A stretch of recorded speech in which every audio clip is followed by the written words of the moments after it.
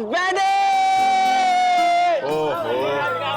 हम लोग टॉस हार गए। चलो गाइस, कोई नहीं, चलो चलो चलो, शाबाश शाबाश शाबाश, कम ऑन कम ऑन। एक काम कर, तू उधर चले जा। इधर आ, इधर आ, इधर आ। आना भाई, इधर आ। अरे रोनी, तू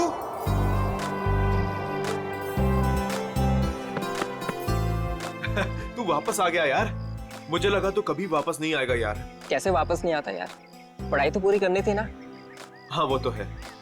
अच्छा सुन, पैसों का इंतजाम किया तूने? किया है कुछ इंतजाम। चल यार, अब तो तेरा सपना भी पूरा हो जाएगा, ग्रेजुएशन के बाद इंडिया से बाहर जाके पढ़ाई करने का। अच्छा बता, माँ और छुटकी डिब्बी कैसी है? दोनों बहुत अच्छे हैं, तभी तो वापस आया हूँ। Very good.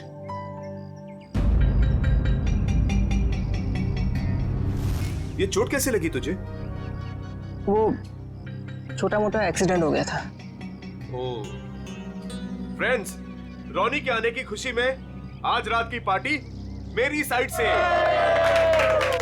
वैसे करने क्या वाला तू? बताता हूं, रुक। ये देख, मेगा स्टार अजीत कुमार की ब्लॉकबस्टर मूवी तुम ही हो। अरे तुझे पता है वो कितने कमाल का एक्टर है? हाँ?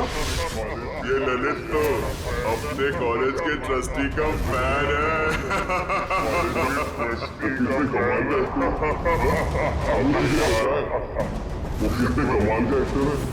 मुझे नहीं देखना ऐसे।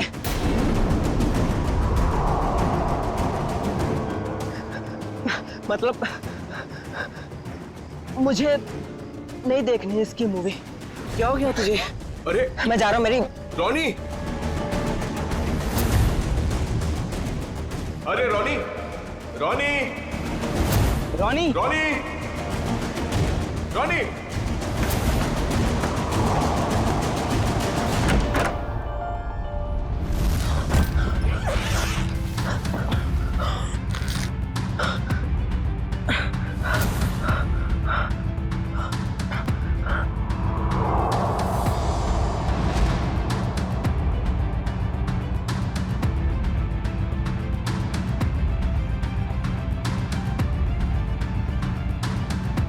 अरे रोनी,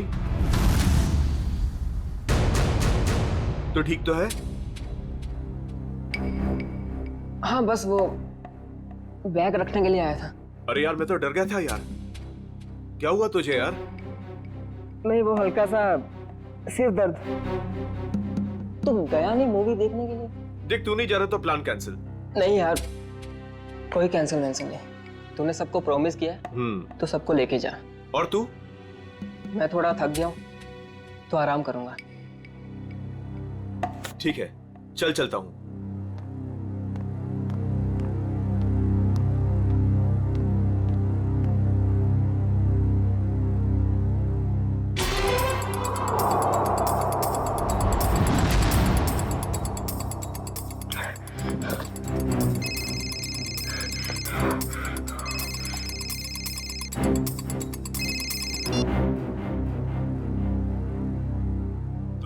तैयार हो ना रोनी? हाँ तैयार हूँ, सब मालूम है क्या करना है। काफी समझदार हो। हाँ सही कहा तुमने, तभी तो किसी का खून करने के लिए तैयार हो गए।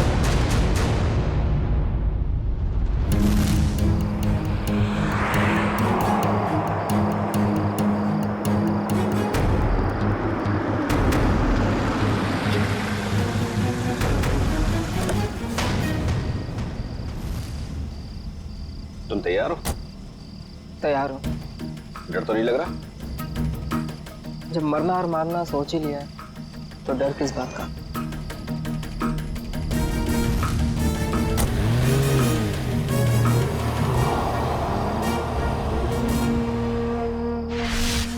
इतनी महंगी गाड़ी में रोनी इतनी रात को कहां जा रहा है?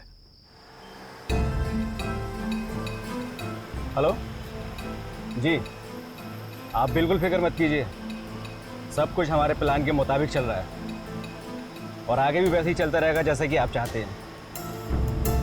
देख लीजिएगा, आज की रात सुपरस्टार अजीत कुमार अपने घर वापस नहीं जा पाएगा।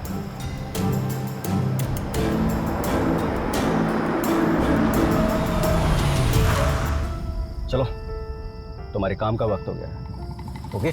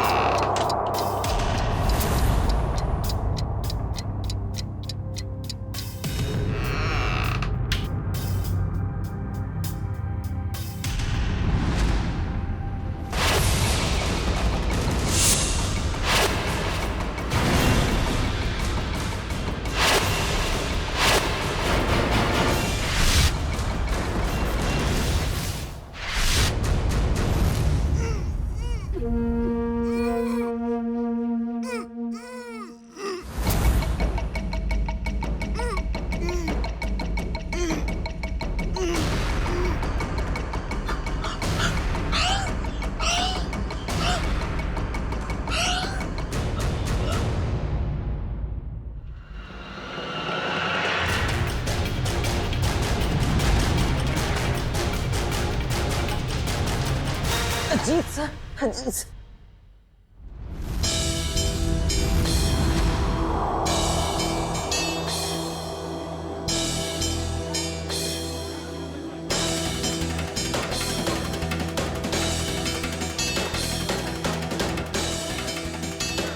कुछ पता चला?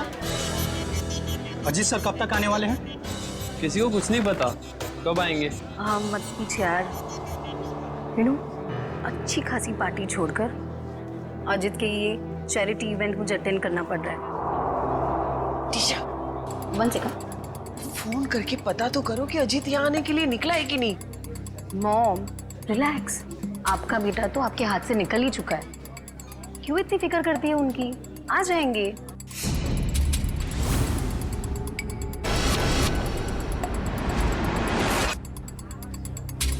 ये अजीत कुमार कभी भी टाइम पे नहीं आती।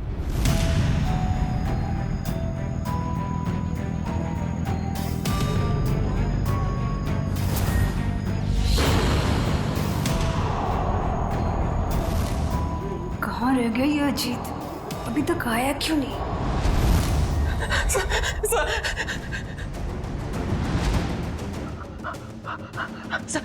सर प्लीज, सर मैं बता दो, सर मेरी बात तो सुनिए, सर प्लीज सुनो, सर मेरी बात सुनिए, सर मेरी बात सुनिए, सर।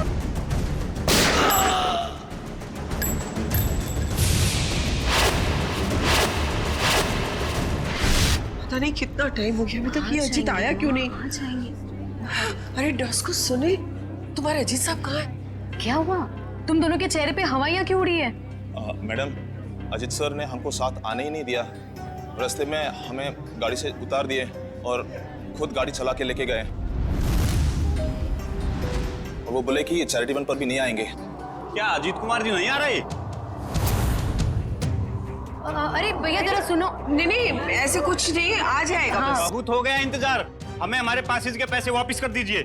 संजय जी मेरी बात तो सुनिए, शांत हो जाइए। अरे आ जाएंगे, हमारी बात तो सुनिए। अरे नहीं हो, अजीत कुमार नहीं आ रहा? नहीं, ये नहीं हो सकता। अरे शांत हो जाइए, प्लीज दूर हो जाइए, प्लीज दूर हो जाइए, प्लीज दूर हो जाओ, प्लीज दूर दूर।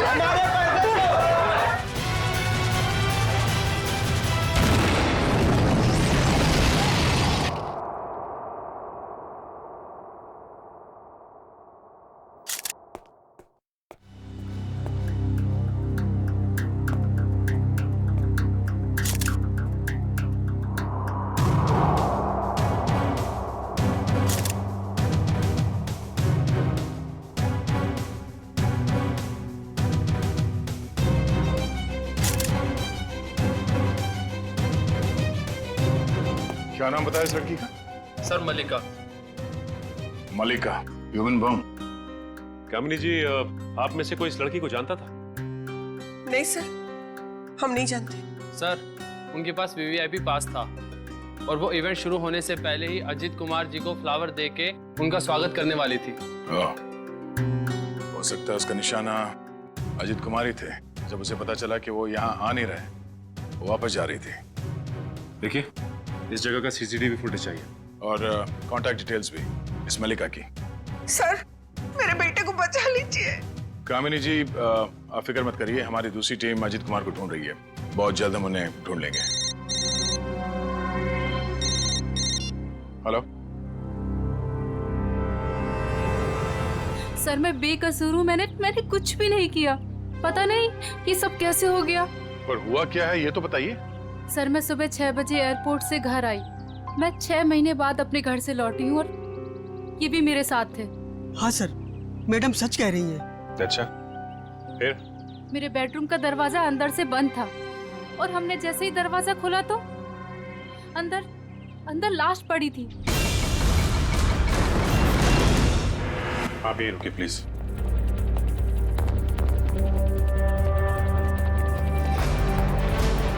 अजीत कुमार?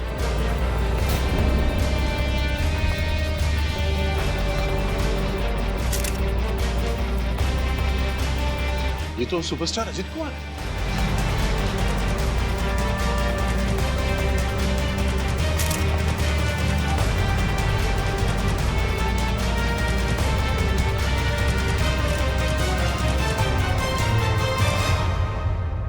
पर ये लड़का कौन है?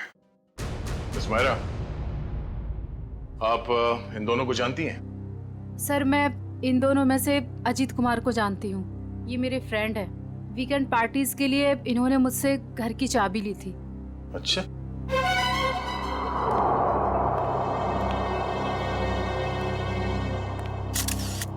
दो गोली लगी है, एक सीने पे और दाहिने आंख पे।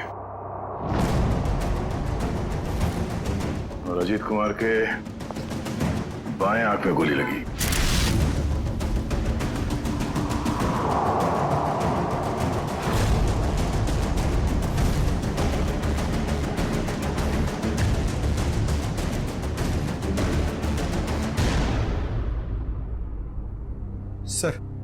सर इसका नाम रॉनी है और ग्लोबल कॉलेज में 3rd ईयर का स्टूडेंट है। एक कॉलेज स्टूडेंट है और एक सुपरस्टार, दोनों बंद कमरे में एक साथ मरे पड़े हैं।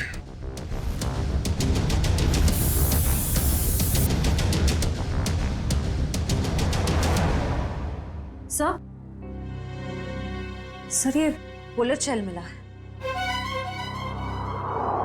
3 गोली चली है श्रेया, 2 शेल और मिलना चाहिए।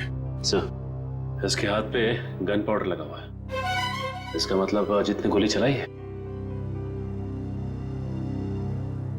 और इस रॉनी का खून कर दिया। सर तो फिर अजीत को किसने मारा सर? मतलब यहाँ इस कमरे में कोई तीसरा आदमी भी था। जब अजीत ने रॉनी को गोली मार दी, उसके बाद उस तीसरे आदमी ने अजीत पे गोली मार दी। सर यहाँ पर तीसरा आदमी कोई भी नहीं था, क्योंकि जब हम लोग आए तो दरवाजा अंदर से बंद था। हम लोग दरवाजा तोड़कर अंदर आए हैं और इन लोगों को मरा हुआ देखा। सर इस कमरे में कोई ऐसी खिड़की भी नहीं है जिससे कोई बाहर जा सके या कोई बाहर से अंदर आ सके। फ्लैश टूटा हुआ है। सर हम सच कह रहे हैं।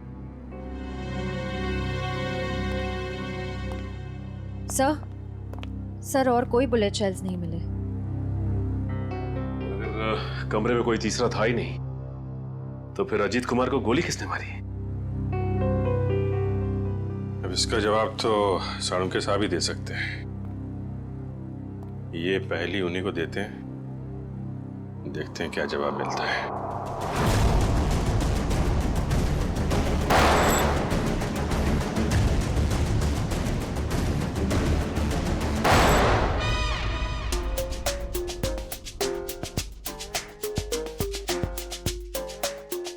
हलवा हो गया सर, हलवा हो गया। फोरेंसिक लैब में हलवा हो गया सर। हलमा चारों तरफ से हलवा। टेक योर पोजीशन सर, अपनी गन निकाल लीजिए। अरे तीचा, पंकज, दुश्मन भाग जाएगा, मैं गन लाना भूल गया। गन लाना भूल गया सर? कोई बात नहीं, मेरे पास गन है। एक गोली मैं चलाता हूँ, एक आप चलाना। गोली किसने चलाई? सर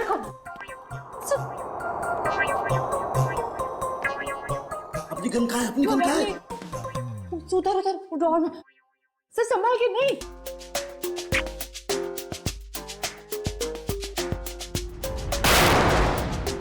अपने पीछे से क्या गोली चला रहा? सामने आके गोली चला। आवाज कुछ जानी पहचानी नहीं लग रही। हाँ, मुझे भी ऐसा ही लग रहा है।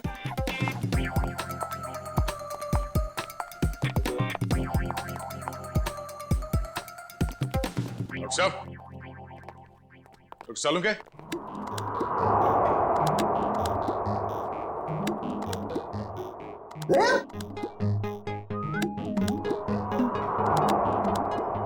दया, तुमने गोली चलाई मुझ पर?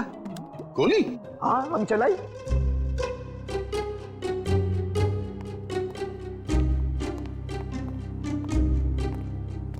ये हमारे दो 30 मार खा। नीचे कर, गन नीचे कर। तो चलाई गोली? हाँ? सर हमें लगा कि हलमा हो गया है। हलमा?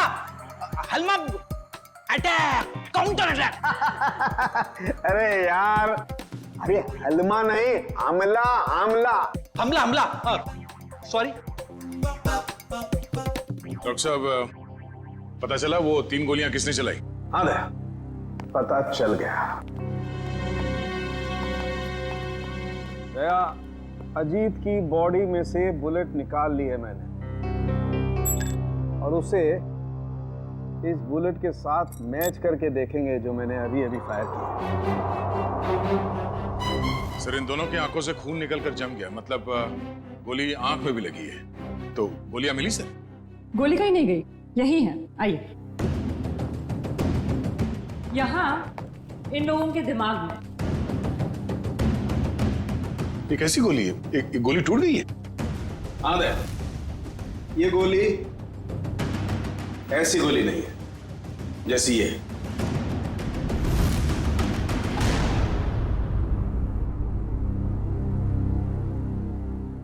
ओह, अब सब समझ में आ गया सर। फिर मुंह खोला? सर, चित्रोले सर कहते हैं कि जब डिटेक्शन का मामला हो तो जरूर मुंह खोलना चाहिए। सुन लो भाई, देखते हैं क्या तोप चलाइए। सर, पहले अजीत ने रोनी को गोली मारी, लेकिन रोनी मरा नहीं। उसको गुस्सा आया, उसने अजीत से गन छीन ली। फिर उसने अजीत की आंख में गोली मारी। अजीत को बहुत जोर से दर्द हुआ, लेकिन वो मरा नहीं। अजीत ने उससे गन छीनी और रोनी के आंख में गोली मारी। चलो, मारी। फिर सर दोनों मर गए। कमाल है यार। हाँ, थी तुम अब तक। चलो भाई, छुट्टी हो गई, केस तो सॉल्व कर दिया इन्होंने। वाह। दोनों एक दूसरे को गोलियां मार रहे थे या फूल फेंक के मार रहे थे? हाँ? गोली मारी, कोई मरा नहीं, एक दूसरे की गन छीन रहे। इस चित्रोली की तो बुद्धि भ्रष्ट हो गई थी जो तुम्हें सिलेक्ट कर लिया। दो और खड़े, चित्रोले के हीरे तुम्हारे पीछे, वो देखो। हीरे बोला, मुझे बोला। ये देखो दया, जो गोली मुझे रोनी की छाती से मिली है वो इसी गन से चली है। अगर एक बुरी खबर और। वो और क्या रह गया सर? इस पिस्टल पर सिर्फ अजीत की उंगली का निशान। गन किसी ने छीनी नहीं है, गोली सिर्फ और सिर्फ अजीत ने चलाई है। अजीत ने रोनी को 2 गोलियां मारी, एक आंख में और एक छाती पर। तो अजीत की आंख में किसने मारी गोली? सिंपल है सर, केस सॉल्व। अजीत ने खुद अपनी आंख में गोली मारी है। ए चित्रोले के हीरे, चुपचाप खड़ा रहे। दया, एक बात अच्छी तरह समझ लो, जो गोली आंख के अंदर है वो इस गन से नहीं चली है, वो गोली किसी और गन से चली है। तो है कहां वो गन? देखिए सर, जितना मुझे पता है उतना आपको सब बता दिया। आप समझ रहे हैं ना सर? सर आपका पेमेंट कहीं नहीं जाएगा। मैं आपको फोन करता हूँ सर। सर, कौन है ये? हम नहीं जानते इसे। ये रॉनी है, जिसका आपके पति ने खून कर दिया है। क्या झूठ है ये सब? मेरा अजित ऐसा नहीं कर सकता है। कोई मेरे बेटे को फंसा रहा है। हाँ, अजीत सर के मरने की डिटेल्स देता हूँ। हाँ, सबसे पहले आपके चैनल्स को ही दूंगा। मिस्टर टकुन, 1 मिनट। ये बंद करिए अपना पीआर का ड्रामा, समझे आप? वरना मैं आपको खबर बना दूंगा। 5 मोबाइल लेके घूम रहे, बंद करिए सब। Sorry sir. ठीक है, आप इसे नहीं जानते हैं, आप मल्लिका को भी नहीं जानती जो सुसाइड बमर बन के गई थी वहां पे। मगर ग्लोबल कॉलेज का नाम तो सुना होगा आपने। जी हाँ, मेरा बेटा ट्रस्टी था वहां पे। लाखों रुपया डोनेट करता था वो। हाँ जी, मैंने बहुत चेक साइन करवाए साहब से उस कॉलेज के नाम पर। चलिए, एक कनेक्शन तो मिला। रॉनी उसी कॉलेज में फाइनल ईयर का स्टूडेंट था जहां आपका पति और आपका बेटा ट्रस्टी था। और वो मल्लिका जो सुसाइड बॉम्बर बनी थी, वो सारस नगर में रहती थी। अब सारस नगर सुन के कुछ तो याद आ रहा होगा आप लोगों को। हाँ? मैं कुछ नहीं जानती, कुछ नहीं जानती। मेरे बेटे के कातिल को पकड़ लीजिए बस। खैर, वो तो बचेगा नहीं। ये कहानी ग्लोबल कॉलेज की तरफ ही जा रही है, वहां चल के देख लेते हैं। रॉनी के सर के पीछे और आंख के ऊपर हमें कुछ स्टिच मार्क्स मिले। आप लोग बता सकते हैं कि इस हादसे से पहले उसके साथ क्या हुआ था? मैम, पिछले हफ्ते जब रॉनी कॉलेज से घर गया था तो उसके सिर पे कोई निशान नहीं था। जब वो घर से हॉस्टल आया तब मैंने उसके सिर बैंडेज देखा था। घर पे कुछ चोट वोट लगी थी क्या उसे? नहीं सर, हॉस्टल से आने के बाद वो हमें बिना पता नहीं कहाँ चला गया। पर जब 2 दिन बाद वो वापस आया तो उसने कहा खंडाला हाईवे पे उसका एक्सीडेंट हो गया था। सर, हमारे पास तो उसकी फीस तक भरने के लिए पैसे नहीं थे, लेकिन जब उसने मेरे अकाउंट में 35 लाख रुपए जमा करवाए तब भी मुझे उस पर शक हो गया था कि वो जरूर कुछ गलत काम कर रहा है। मैंने पूछने की बहुत कोशिश की, लेकिन भैया ने कुछ नहीं बताया और वो कॉलेज चला गया। सर, 2 दिन में 35 लाख? मतलब जरूर कुछ गलत काम किया होगा उसने। लगता तो है। सर, मल्लिका हमारे कंट्रोल में नहीं थी। उसके जो भी मन में आता था वो वही करती थी। अगर वो कुछ गलत काम कर रही थी तो आप लोग हमें इन्फॉर्म कर सकते थे, पुलिस में कंप्लेंट कर सकते थे। अगर आप लोगों ने ऐसा कुछ किया है? लेकिन सर, हमें अगर पता होता कि ये सब हो रहा है तब तो हम कुछ करते ना। ये लड़की खुद तो चली गई मगर इसने हमें कहीं नहीं छोड़ा। सर, मल्लिका के कबर्ड से मिला है, छुपा के रखे गए थे। तुम रॉनी के रूममेट हो, कल उसे हॉस्टल से बाहर जाते देखा तो होगा ना? हाँ सर, मैंने उसे एक सफेद रंग की मैकेंजी कार में एक हट्टे कट्टे आदमी के साथ जाते हुए देखा था सर मैंने। देखोगे तो पहचान लोगे उसको? नहीं सर। एक काम करो, मोबाइल कंपनी से पता करो कि रॉनी को कल किन किन लोगों ने फोन किया था। ये सिरिंज और मेडिसिन डस्टबिन में लिए, किसकी है? सर, ये रॉनी की होगी सर। नहीं सर, हमारा रॉनी तो ऐसी दवाइयां इस्तेमाल ही नहीं करता था। चलो, यूज्ड है, पता करो ये दवाइयां किस बीमारी में इस्तेमाल की जाती है। मल्लिका और सुपरस्टार अजित कुमार, इन दोनों की काफी पुरानी जान पहचान है? ये तो 6 साल पुरानी फोटो। तब ये दोनों एक दूसरे से प्यार करते थे, पर सर तब अजित स्टार नहीं था। मगर ये रिश्ता तो 6 साल पहले ही टूट गया था सर, जब अजीत ने शादी के लिए मना कर दिया था। मल्लिका को इस बात का बहुत गहरा सदमा लगा था सर, और वो डिप्रेशन में भी चली गई थी और फिर कभी अजीत से नहीं मिली। पता नहीं अचानक अजीत से बदला लेने की उसने कैसे सोची, और वो भी ऐसे। ह्यूमन बॉम्ब बनकर बदला लेने के प्लानिंग के लिए कोई 6 साल तक इंतजार क्यों करेगा? मल्लिका से हाल फिलहाल में कोई मिलने आया था जिसने उसे भड़काया हो? हमें कुछ नहीं पता। हो सकता है उसका कोई ऐसा दोस्त हो जो मल्लिका और अजीत के रिश्ते के बारे में जानता हो। सर हमें कुछ नहीं मालूम। मल्लिका कहीं पे काम करती थी? सर वो एक होटल में वेट्रेस का काम करती थी। कौन से होटल में? Green root palace.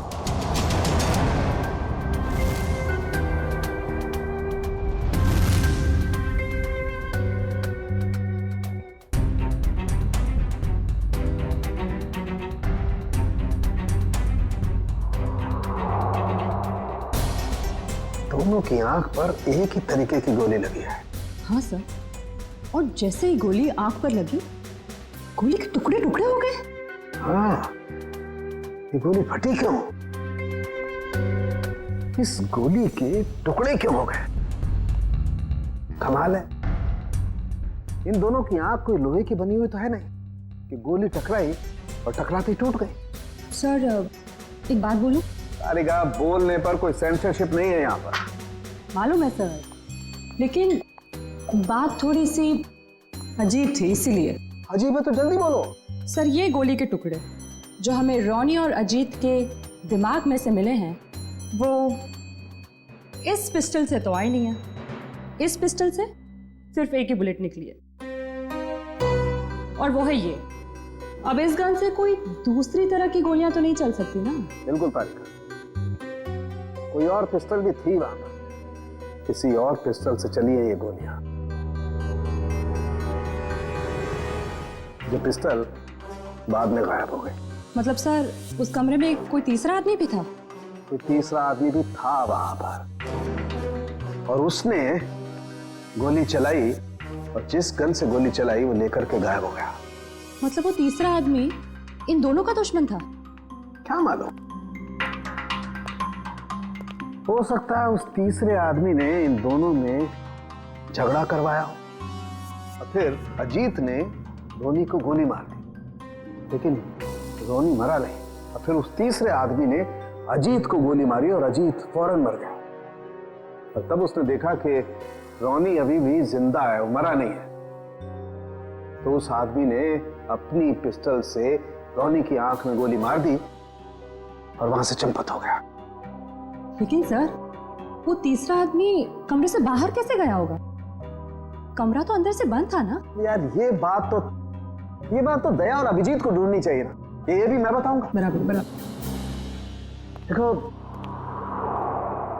ये एक्सरे भी यही बताता है, और रोनी के दिमाग की हालत क्या हुई है ये तुम्हें मालूम? हाँ सर, एकदम भुरता बन गया है। गोली के टुकड़ों ने हलवा बना दिया दिमाग का। जब उसी तरीके की गोली के टुकड़े अजीत के दिमाग में घुसे, तो अजीत के दिमाग का भुरता क्यों नहीं बना? मालूम नहीं सर। कमाल है, एक ही तरीके की गोली दोनों के आंख में लगी, एक ही तरीके की गोली के टुकड़े दोनों के दिमाग में घुसे, लेकिन एक के दिमाग का भरता बन गया, दूसरे का दिमाग सही सलामत। ऐसी गन होगी जिससे इस तरह की गोली चली है। सर अजीत कुमार हमारे होटल में अक्सर आया जाया करते थे, पर मल्लिका एक मामूली सी वेट्रेस थी। ये अजीत कुमार के साथ उसका क्या कनेक्शन हो सकता है, समझ नहीं आता। इसीलिए तो आपके स्टाफ को बुलाया है, शायद वो कुछ बता सके। मल्लिका यहाँ आप लोगों के साथ काम करती थी, और एक दिन उसने सुसाइड बॉम्बर बनकर सुपरस्टार अजीत कुमार को मारने का फैसला किया। आप लोग कुछ बता सकते हैं कि मल्लिका की अजीत कुमार के साथ कोई दुश्मनी थी? नहीं सर, ऐसा तो कुछ भी नहीं है। शायद उसने कुछ बताया हो कभी आपस में बात करते हुए। सर मल्लिका और अलीशा दोनों बहुत अच्छे दोस्त थे, अगर उसने कुछ बताया भी होगा ना सर, तो अलीशा को बताया होगा सर। नहीं सर, ऐसा कुछ भी नहीं कहा उसने। और वो ड्यूटी के बाद कहाँ जाती थी, किससे मिलती थी, मुझे क्या पता। हमने तो ऐसा कुछ पूछा ही नहीं आपसे कि वो ड्यूटी के बाद कहाँ जाती थी। वो मैं देखो अलीशा, जो भी है हमें बता दो। ऐसा ना हो कि सच छुपाने के चक्कर में तुम खुद ही फंस जाओ। बॉम्ब का मामला है। सर मैं उसकी बातों में आकर उसकी मदद करने लगी थी। मल्लिका के दिमाग में कुछ खतरनाक प्लान था और वो एक दिन अजीत कुमार को फोन पे धमकी भी दे रही थी। उसने अजीत कुमार को फोन पे धमकी दी थी? हाँ सर, मल्लिका ने मुझे बताया था कि 6 साल पहले वो और अजीत कुमार एक दूसरे से प्यार करते थे। फिर क्या हुआ? फिर अजीत कुमार एक दिन आया यहाँ उससे मिलने के लिए। पागल हो गए तुम? 6 साल के बाद फिर से तुम पर शादी का भूत सवार हो गया। हाँ मैं पागल हो गई हूँ, तुम्हारी वजह से मैं डिप्रेशन में आ गई हूँ। तुमने मुझे धोखा देकर किसी और से शादी कर ली। अजीत, या तो तुम मुझे अपना लो, नहीं तो मैं तुम्हारी जिंदगी बर्बाद कर दूँ। Shut up will you.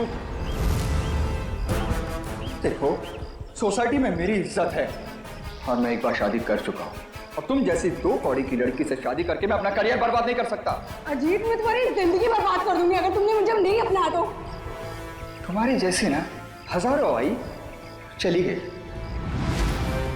सिर्फ सपना ही देखो मुझे बर्बाद करने का।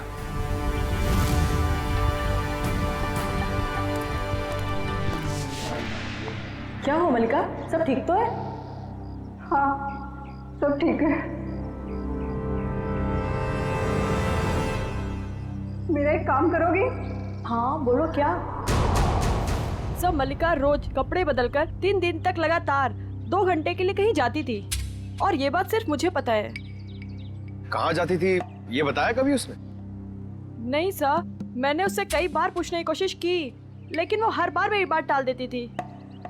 3 दिन तक 2-2 घंटे के लिए गायब रहती थी। पता करना पड़ेगा कि किससे मिलती थी वो। उसकी फोन की कॉल लिस्ट निकालो, देखो किस किस के संपर्क में थी वो। ओके सर, कल रोनी को 2 कॉल आए थे एक ही नंबर से। एक आया था शाम को 4 बजे और दूसरा आया था रात को 8:50 को। वही होगा वो हट्टा कट्टा आदमी जो सफेद मैकेंजी में आया था। उसी ने रोनी को फोन करके बुलाया होगा। पता लगाओ कौन है ये आदमी और इस वक्त कहाँ पे है। सर, जो दवाइयाँ रोनी के कमरे के डस्टबिन से मिली थी वो दवाइयाँ ब्लड प्रेशर और एंजाइटी कम करने के लिए दी जाती हैं।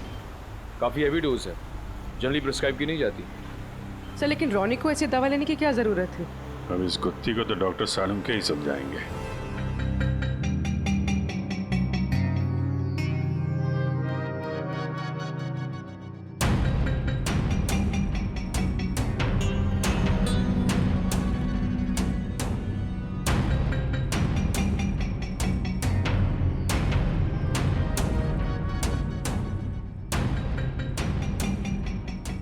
देखा तारिका? जी सर। ये सारे फाइबर अंदर की तरफ जा रहे हैं। इसका मतलब गोली इसकी आंख के अंदर गई है। हाँ सर, लेकिन ये बात तो हमें मालूम है ना। मालूम है मगर मालूम नहीं है। हाँ? हाँ, इसकी आंख के बाहर बहुत सारा गन पाउडर है। इसका मतलब गोली बहुत पास से मारी गई है, राइट? राइट तारिका जी, मगर आंख में गोली मारी गई है तो गन कहाँ है जिससे आंख में गोली मारी गई है? वो गन कहाँ है?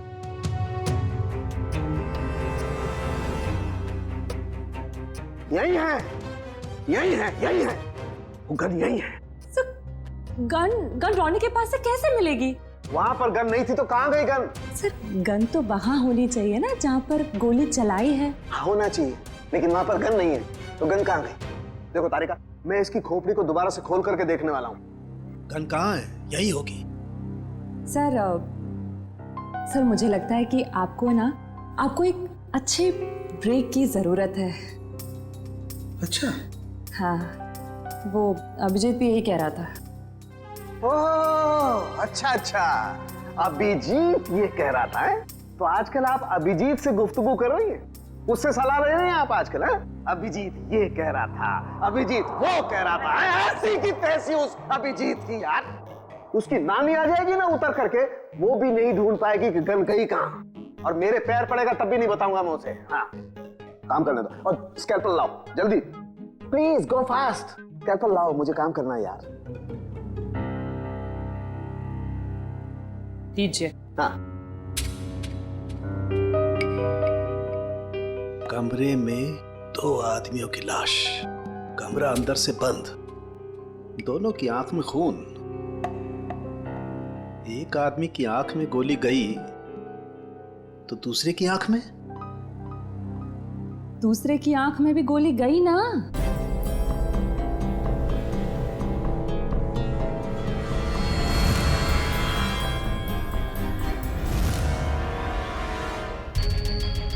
नहीं, दूसरे की आंख में गोली गई नहीं, दूसरे की आंख से गोली निकली। की आंख में गोली गई नहीं, दूसरे की आंख से गोली निकली। हाँ? आंख में से गोली निकली? जी तारिका जी, आंख में से गोली निकली। अपने आप देखो, ये देखो, गौर से देखो, सारे फाइबर बाहर की तरफ निकल रहे हैं। इसका मतलब क्या? गोली आंख में से बाहर की तरफ गई है, बाहर की तरफ। Right right.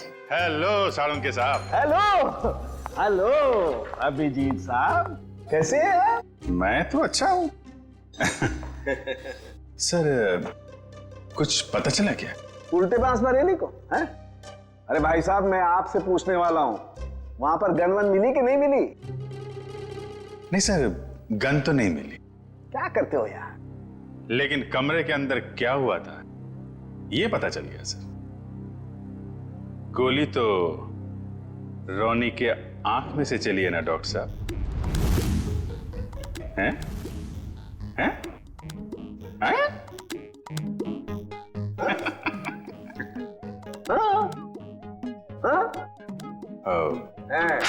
हैं?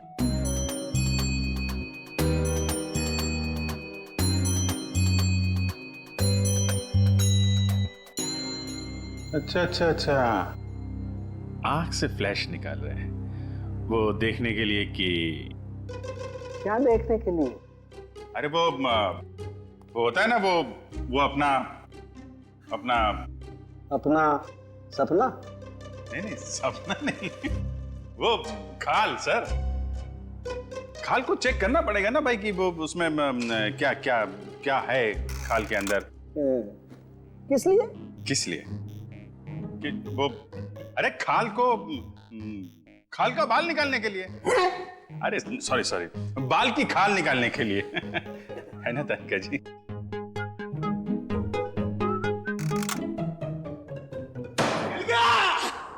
मिल गया case solve. Congratulation Tarika ji. Hello, wrong number. अरे आपको भी कांग्रेचुलेशन सर। अब पता कैसे चला लेकिन? अरे भैया, इसकी आंख के बाहर बहुत सारा गन पाउडर लगा हुआ था। हाँ मगर सर, आंख के अंदर से कैसे गोली चली? इसकी आंख के पीछे किसी ने एक छोटा सा बॉम्ब फिट करके रखा हुआ था। ओह, मतलब पैसों के लिए इसने अपने आप को बेच दिया? हाँ, वो बॉम्ब रिमोट से कंट्रोल होता था। हाँ मगर फिर ये अपने आप कैसे फट गया? अभिजीत, क्राइम स्पॉट पे वो दीवार पर जो खून लगा हुआ था, वो खून कहां से आया? जैसे ही रोनी को गोली लगी होगी, वो जाके दीवार से टकराया होगा। रोनी खुद जाकर के दीवार से नहीं टकराया, इस अजीत ने उसे मारा। पर अजीत इसे गोली मार चुका था। गोली लगने से रोनी फौरन नहीं मरा। अजीत को ये देख करके गुस्सा आया, उसने गुस्से में इसका सर पकड़कर जोर से दीवार पर दे मारा। रोनी का दिमाग उसकी खोपड़ी की पिछली वाली हड्डी से जाकर के टकराया। अचानक इसका ब्लड प्रेशर बढ़ गया, बम फट गया। रोनी की आंख को फाड़ता हुआ सीधा अजीत की आंख में जाकर के घुस गया। बस, यहां रोनी मरा, उधर अजीत मरा। ओह, तो ये मामला है। मगर रोनी के सिर पे ये बॉम्ब फिट किसने किया होगा? हेलो, क्या? ठीक है सर, उस हट्टे कट्टे आदमी का पता लग गया जो उस रात रोनी को हॉस्टल से लेके गया था। Very good. अब वही बताएगा कि अजीत को कौन मारना चाहता था।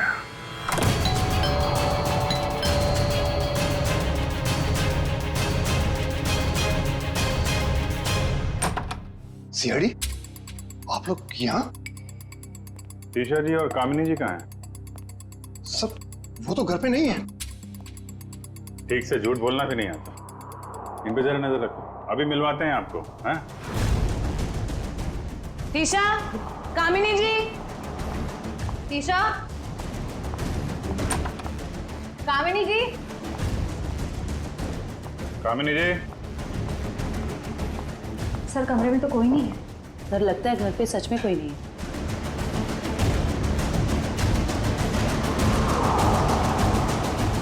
देखो टुकुन जी, आपके लिए अच्छा होगा चुपचाप बता दो कहाँ हैं दोनों। सर मुझे नहीं पता, मैं सच बोल रहा हूँ, मुझे नहीं पता सर। सर ऊपर से आवाज आ रही है।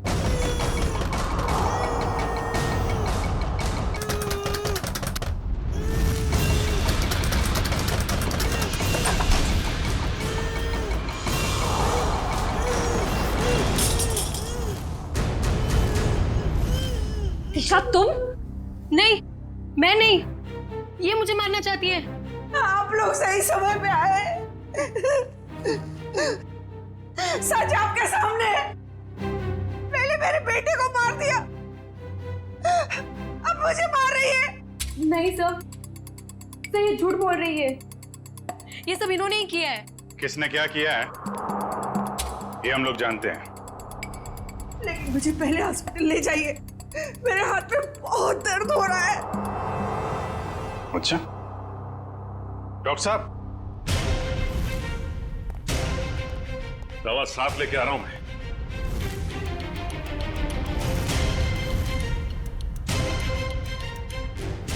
तू? ओ, तो इसे पहचानती हैं आप? और सर मल्लिका के फोन रिकॉर्ड से पता चला है कि ये उसे अच्छे से जानती थी। दोनों के बीच में बहुत बातें होती थी। और जब आपने हमारी आवाज सुनी तो खुद ही अपने मुंह पे रुमाल और हाथों में रस्सी बांधी और चाकू थमा दिया अपनी बहू को। काफी अच्छा ड्रामा कर लेती हैं आप।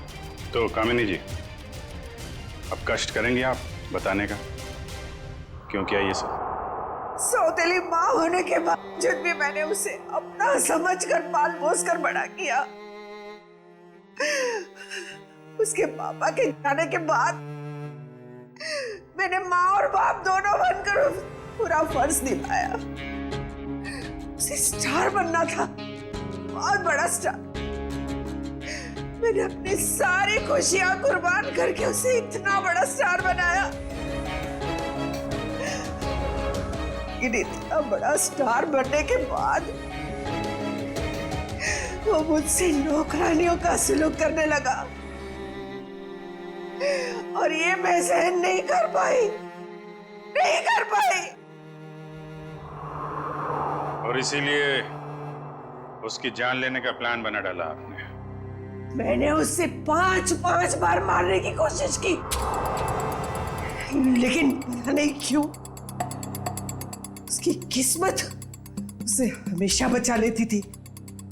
इस बार मैडम ने फैसला ही कर लिया था कि अजीत सर बचने नहीं चाहिए।